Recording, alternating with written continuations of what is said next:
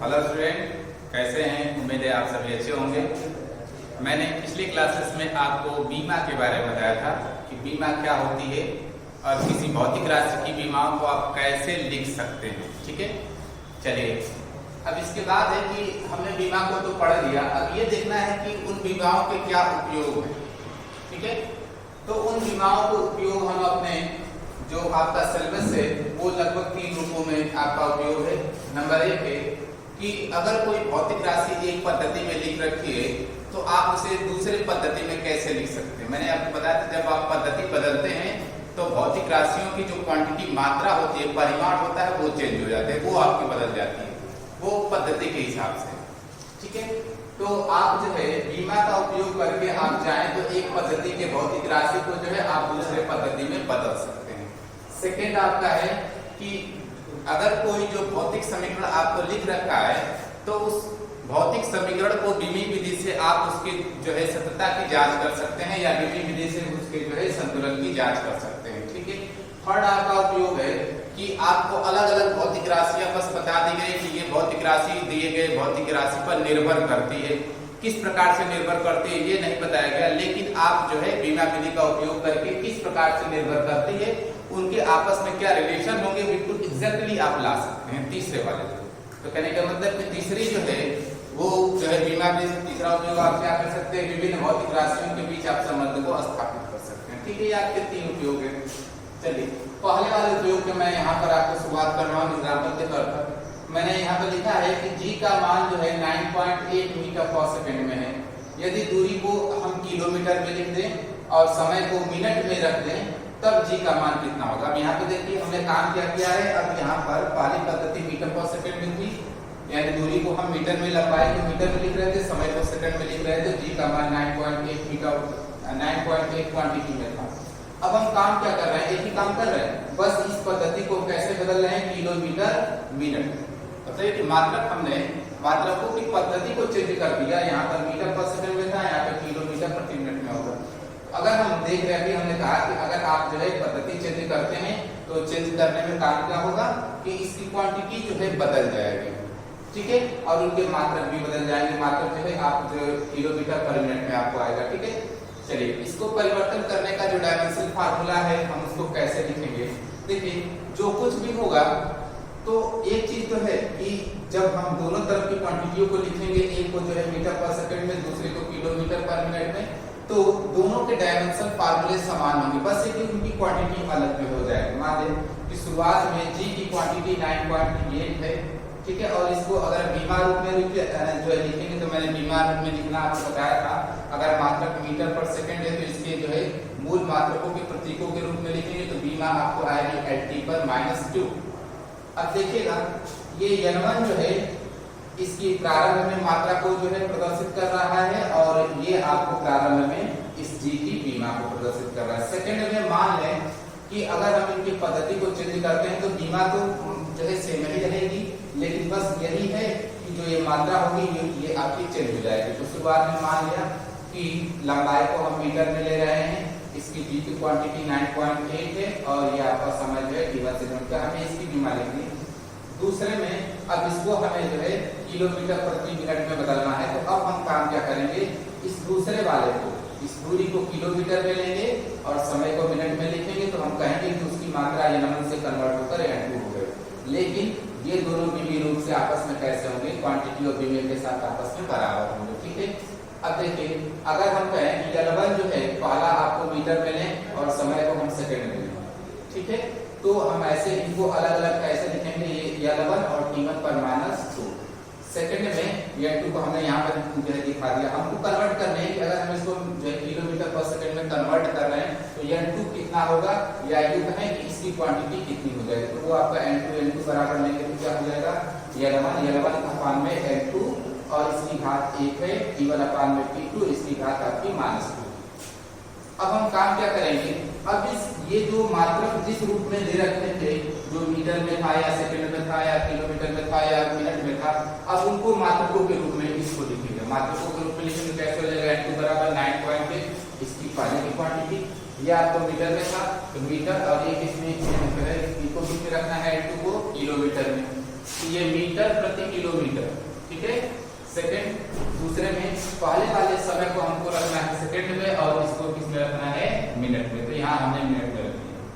अब हमें काम क्या करना है कि अब यहाँ से किलोमीटर को रिमूव करना है, सॉरी किलोमीटर में हमें इनको दिखाना है लंबाई को और मिनट में किसको दिखाना है, समय को। तो काम क्या करेंगे, अब यहाँ से हम काम करेंगे, यहाँ से मीटर को रिमूव करेंगे। तो मीटर को हटाने के लिए यहाँ पर हम काम क्या करें, किलोमीटर को मीटर में रख दें और इस मिनट को किस में रख दें, सेकंड में। किलोमीटर को मीटर में रखेंगे तो मीटर बटे मीटर आपका कैंसिल हो जाएगा, सेकंड बटे सेकंड कैंसिल हो जाएगा। तो ये जो क्वांटिटी मिलेगी वो मिलेगी किलोमीटर मिनट, ठीक है। हमने वो काम किया। N2 बराबर 9.8 ये मात्रा थी, ये मीटर बटे में इस किलोमीटर को मीटर में चेंज करेंगे कितना आएगा, 1000 मीटर। अब ये 1000 मीटर तो 1000 क्वांटिटी है तो क्वांटिटी आपका बाहर निकल आएगी। अब इस मिनट को फिर से सेकंड में चेंज करेंगे। 1 मिनट में कितने सेकंड होते हैं, 1/60, ठीक है। तो अब 1/60 करेंगे, ये क्वांटिटी है तो ये 60 कहाँ चला जाएगा, ऊपर, ठीक है। तो इस वाले टर्म से मीटर मीटर से कैंसिल हो जाएगा तो हमें किलोमीटर मिलेगा और ये आपको सेकंड सेकंड से कैंसिल हो जाएगा तो हमें क्या मिलेगा, मिनट मिलेगा, ठीक है। तो ये आपका होगा किलोमीटर, इसकी घात 1 थी, ये आपका मिनट था, इसकी घात कितनी है यहाँ पर -2 है। तो अब देखिएगा 1000 यहाँ से डिवाइडेशन हो गया, 1/60 जो है ऊपर जाएगा तो पूरा होगा तो कितना होगा, 60 × 60 या 60 × 60, ठीक है। अब यहाँ से हम सबका मल्टीप्लाई, अब ये सारी क्वांटिटी मिल जाएगी और ये आपको मात्रक मिलेगा, ठीक है। तो हमें चाहिए N2 का क्या मतलब, हमें ये क्वांटिटी चाहिए कि ये कितना होगा, ठीक है। तो अब हम क्वांटिटी की बात करेंगे तो आपका होगा 9.8 बटे 1000 × 60 × 60। इन सबको कैलकुलेशन करेंगे तो आएगा 35.5।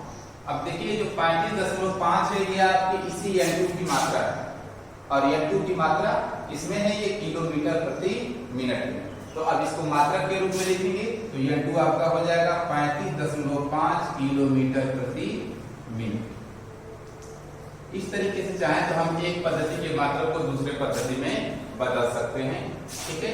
तो ये अब देखिएगा एक चीज है कि दोनों के अगर बीमा की बात करें तो बीमा दोनों की सेम है, क्योंकि अभी किलोमीटर प्रति मिनट की बीमा तो सेम होगी, बस ये कि इसकी मात्रा जो है बदल जाएगी।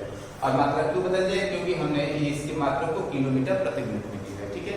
तो पद्धति बदल जाने से क्वांटिटी बदल जाती है, क्योंकि पिछले वाले क्लास में हमने आपको बताया था कि जो किसी भी मात्रक की जो क्वांटिटी होती है वो उसके मात्रक के जो है वियुक्त समानुपाती होती है, यानी मात्रक को छोटा करेंगे तो उसकी क्वांटिटी बड़ी बनती जाती है, ठीक है।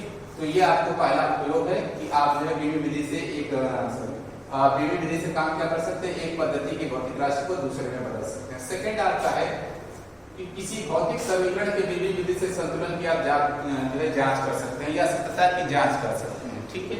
वो कैसे हम जांच करेंगे, यहाँ पर आप मैं एक सिंपल सा सबसे छोटा फॉर्मूला ले रहा हूं, जैसा आप क्लास 10 से भी पढ़ते आए हैं। बल F बराबर होता है, अगर किसी वस्तु पर जो है असंतुलित बल कार्यरत है तो असंतुलित बल बराबर होता है द्रव्यमान और उसमें उत्पन्न त्वरण का गुणनफल, यानी लगने वाला बल असंतुलित बल F बराबर m × a, ठीक है।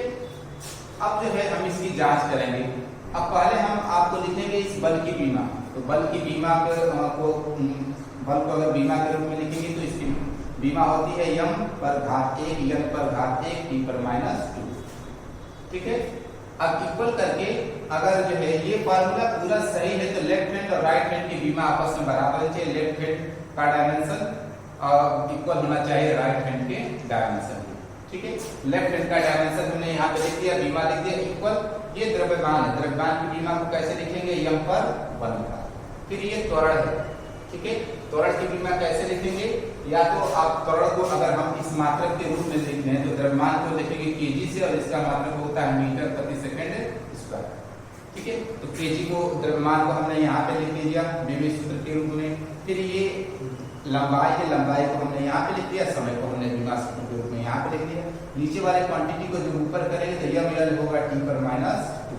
अब हम देखेंगे कि यहाँ पर m पर भी 1 है, l पर भी 1 है, t पर -2 यहाँ पर भी, m पर भी 1, l पर भी 1, t पर -2 यहाँ पर। यानी लिख सकते हैं कि लेफ्ट हैंड की बीमा बराबर है राइट हैंड की। तो इस तरीके से अगर ये भी हम एक चीज देख सकते हैं कि अगर कोई आपका भौतिक समीकरण दे रखा है तो भौतिक समीकरण तभी अगर सही माना जाएगा जब उसके लेफ्ट हैंड की बीमा राइट हैंड की बीमा के बराबर। हालांकि इस चीज में कुछ ऐसे समीकरण आएंगे जिसमें इसका थोड़ा सा अपवाद है कि अगर राशियां धन या ऋण में जुड़ी होती हैं तो आप उसकी बीमा को जो है सही से निकाल नहीं सकते। वो एक अपवाद में आगे आएगा। वो जो है बीमा की कमियां हैं वो मैं आपको बताऊंगा। तीसरा आपका है कि विभिन्न भौतिक राशियों के बीच संबंध को स्थापित करना। ठीक है, संबंध हम कैसे स्थापित करेंगे मैं आपको जो है अभी मैंने बताया कि लेफ्ट हैंड की बीमा राइट हैंड की बीमा के बराबर है, तो ये समीकरण सही है, ये तो कंफर्म है। ठीक है, उसी का थोड़ा सा यहाँ पर उपयोग होगा। ठीक है, चलिए तीसरे वाले पॉइंट में एक आपको क्वेश्चन टाइप है, मैंने क्वेश्चन तो पूरा नहीं लिखा लेकिन उसका थोड़ा सा शॉर्ट फॉर्म लिख दिया कि उसे थोड़ा आप समझ सकें, या अगर आप किताबों में देखें तो एग्जाम्पल में आपको मिल जाएगा। कहा गया कि एक वस्तु जो है जिसका द्रव्यमान यम है, r त्रिज्या से या कहें कि एक रस्सी से बांध दिया गया है जिसकी लंबाई r है और उसे वृत्तीय पथ पर घुमाया जा रहा है। ठीक है, इसी क्षण t पर इसका वेग v है, द्रव्यमान यम है और त्रिज्या r। ठीक है, अगर ये वृत्तीय पथ पर घूमता है तो वृत्तीय पथ पर घूमने जितनी भी वस्तुएं घूमती हैं, तंत्र में थोड़ा सा आपको बताया गया होगा, तो उसके केंद्र की तरफ एक बल लगता है जिसे अभिकेंद्र बल कहते हैं। ठीक है, और ये अभिकेंद्र बल, सवाल में ये कहा गया है कि इस वस्तु पे लगने वाला अभिकेंद्र बल इस वस्तु के द्रव्यमान पर निर्भर करता है, त्रिज्या पर निर्भर करता है और वेग पर निर्भर करता है। तो सवाल ये कि विधि विधि द्वारा अभिकेंद्र बल जो है, अभिकेंद्र बल का सूत्र जो है आप प्राप्त करिए। मतलब ये कि इन तीनों पर निर्भर करता है, तो किस प्रकार से निर्भर करता है यही हमको निकालना है। अब चलिए ध्यान रखिए, जैसा भी ये निर्भर करता होगा, यह जो है इन्हीं तीनों से मिलकर बना होगा, द्रव्यमान से, वेग से और आग से। लेकिन बस यही होगा कि हो सकता है ये इसके साथ जुड़े में हो सकता है ये इसके साथ भाग में हो। तो कौन किसके साथ जुड़े में, भाग में, बस यही नहीं बताया गया। आप चाहें तो बीमा का उपयोग करके ये चीजें निकाल सकते हैं, क्योंकि हमने बताया था बीमा होती क्या है, तो इसी भौतिक राशियों को प्रदर्शित करने वाला जो मूल मात्रक होता है उसी की घात होती है। तो घात तो जब यहीं पे हमको घात किसी तरीके से निकाल कर यहाँ पे रख देंगे तो एग्जैक्टली ये फार्मूला या भी आर के साथ कैसा रिलेशन के साथ है हमको पता लग जाएगा। ठीक है, चलिए यहाँ पर सबसे पहले कहा गया कि लगने वाला बल जो है इस वस्तु के द्रव्यमान पर निर्भर करता है, लगने वाला बल वेग पर निर्भर करता है, लगने वाला बल जो है ये दूरी पर निर्भर करता है। ठीक है, इन तीनों पर निर्भर करता है, लेकिन किस प्रकार से निर्भर करता है हमको ये पता नहीं। इस चीज को जानने के लिए हम काम क्या करें, मान लें कि किसी भी प्रकार से निर्भर करता हो, तो ये जो यम की घात है या ये बीमा है वो एक के बराबर है। ये यम जो है वेग के साथ जैसा भी निर्भर करता है इसकी बीमा भी है, और यम जो है इस आर के साथ जैसा भी निर्भर करता है उसका जो है बीमा ये सी है, घात सी है। ठीक है, तो हम ऐसा तो लिख सकते हैं ना, हमको पता नहीं किस प्रकार से निर्भर करता है, लेकिन इन्हीं तीनों पर ये जो है यम निर्भर करता है। लिख सकते हैं यम अनुक्रमानुपात है, यम पर है, भी पर भी, आर पर सी। ठीक है, इस अनुक्रमानुपाती चीज को दूर करने के लिए हम यहाँ पे नियतांक लगाएंगे। नियतांक जो होता है ये क्वांटिटी, इसकी बीमा नहीं होती। ठीक है, तो अब हम काम क्या करेंगे कि दोनों तरफ की ये जो क्वांटिटियां हैं इनको बीमा के रूप में लिखेंगे। अब चूंकि बीमा के रूप में क्यों लिख रहे हैं, क्योंकि हम जानते हैं कि अगर बीमा के रूप में लिख रहे हैं, सेकंड हमने अभी बताया कि लेफ्ट हैंड की बीमा राइट हैंड की बीमा के बराबर है। तो ये लेफ्ट हैंड जो भी बीमा रखेंगे वो राइट हैंड की बीमा की क्या होनी चाहिए, बराबर होनी चाहिए। चलिए अब हम बल की बीमा लिख रहे हैं। बल बीमा क्या होती है, यम पर 1, यल पर 1, टी पर -2। ठीक है, अब इनको बीमा के रूप में लिखेंगे। ये आपका द्रव्यमान है, द्रव्यमान की बीमा को कैसे लिखेंगे, यम पर 1, लेकिन इसकी घात कितनी है, 1, तो घात 1 के साथ लेंगे तो ये हो जाएगा घात 1। वेग की बीमा लिखेंगे तो यल टी पर -1 और इसकी घात कितनी यहाँ पर रखी गई है, फिर इस आर की बीमा को लिखेंगे तो होगा यल, इसकी घात कितनी है, 0। ठीक है, अब हम काम क्या करेंगे, सभी यम को एक साथ, सभी यल को एक साथ, सभी टी को एक साथ कर लेंगे। तो यहाँ पर हमने यम तो अकेला है तो यम की घात की हो गई, यल यहाँ पर भी है, यल यहाँ पर भी है। जब दोनों यल को एक साथ करेंगे तो कितना होगा, यल की घात है टी प्लस, और यहाँ पर टी की घात करेंगे तो टी की घात -1 जुड़ा होगा, टी का तो कितना होगा, -1, तो ये होगा टी पर माइनस। अब आप देख सकते हैं कि इन दोनों को मैंने एक साथ जो है पूरा का पूरा बैलेंस करके लिख दिया। अब हम देख सकते हैं कि अगर ये समीकरण जो है सही है, तो जैसा अभी हमने यहाँ पर बताया लेफ्ट हैंड का डायमेंशन राइट हैंड के डायमेंशन के बराबर है, मतलब लेफ्ट हैंड की बीमा राइट हैंड की बीमा के बराबर है। तो बीमा होती क्या है, ये जो आपके मूल राशियां हैं को व्यक्त करने के लिए जो हमने मात्रक लिखे इन्हीं की घात होती है। तो ये घात आपस में कैसे होनी चाहिए, बराबर। तो यम की घात इधर की बराबर होनी चाहिए यम की घात इधर की, तो इस पर यम की घात 1 है, यहाँ पे यम की घात 1, तो a बराबर कितना हो जाएगा 1। सेकंड में यहाँ पर यल की घात b प्लस c है, यहाँ पर यल की घात कितनी है 1, तो b प्लस c किसके बराबर हो जाएगा 1। यहाँ पर t की घात -b है, यहाँ पर t की घात -2 है, तो यहाँ पर b -b बराबर -2, दैट्स इम्प्लाइड b बराबर कितना हो जाएगा 2। हम b की वैल्यू को पा चुके हैं, तो b की वैल्यू को इसमें रख देंगे तो हमें c की वैल्यू मिल जाएगी और c बराबर कितना होगा -। चलिए हमें a मिल गया, b मिल गया, c मिल गया। इसका मतलब अगर हम इसी a b c की वैल्यू को यहाँ पर सब्स्टिट्यूट कर दें तो एग्जैक्टली यम जो है यम v r के साथ कैसा संबंध रखता है पता लग जाएगा। चलिए a की वैल्यू a है, हमने यहाँ पर जो है सब्स्टिट्यूट करें, g की वैल्यू आपकी 2 है, b की वैल्यू हमने यहाँ पर सब्स्टिट्यूट, r की वैल्यू -1 है, यहाँ पर सब्स्टिट्यूट करके देखेंगे तो यह बराबर क्या आ जाएगा 3 टाइम्स यम v स्क्वायर अपॉन में r। देखिए प्रयोगात्मक रूप से k का मान 1 के बराबर आपका होता है, तो उस समय एग्जैक्टली अल्टीमेट का सूत्र हो जाएगा यम v स्क्वायर अपॉन में।